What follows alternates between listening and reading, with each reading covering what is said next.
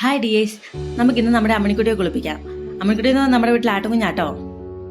വെള്ളം പിടിച്ച് തന്നെ നമുക്ക് തുടങ്ങാം. ഇവളാട്ടോ അമ്മണിക്കുട്ടി. ഇവക്ക് കുളിക്കാൻ വലിയ താല്പര്യമൊന്നുമില്ല, എന്നാലും നമുക്ക് കുളിപ്പിച്ചേക്കാം.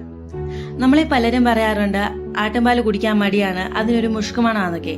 അതിന്റെ പ്രധാന കാരണം എന്ന് പറയുന്നത് നമ്മൾ അവരെ കുളിപ്പിക്കാത്തതാണ്. ആടുകളെ ഇടയ്ക്കിടയ്ക്ക് കുളിപ്പിക്കണം.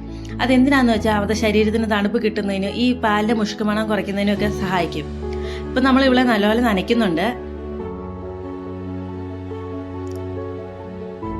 എന്നിട്ട് നമുക്ക് സോപ്പിട്ട് കുളിപ്പിക്കാം. എല്ലാ വീടുകളിലും ഒരു ആടിനെ വളർത്തുന്നത് നല്ലതാട്ടോ. ഈ ആടുകളെ വളർത്താൻ വലിയ പണിയൊന്നുമില്ല. നമ്മുടെ ചുറ്റുപാടും തന്നെയുള്ള കുറച്ച് പ്ലാവിന്റെ ഇലയോ ചെമ്പരത്തി ഇലയോ മുരിക്കലയോ എന്തെങ്കിലുമൊക്കെ കൊടുത്താൽ മതി.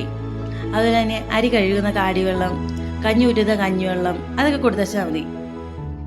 പിന്നെ ഏറ്റവും വലിയ പ്രയോജനം എന്ന് വെച്ച് കഴിഞ്ഞാൽ നമ്മളെല്ലാവരും കൃഷിക്കാരാണല്ലോ.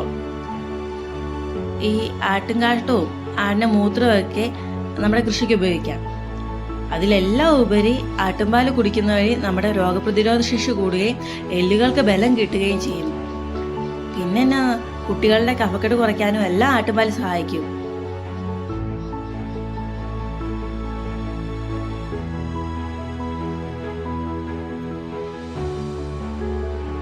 ഈ വീഡിയോ ഇഷ്ടമായി സപ്പോർട്ട് ചെയ്യണേ.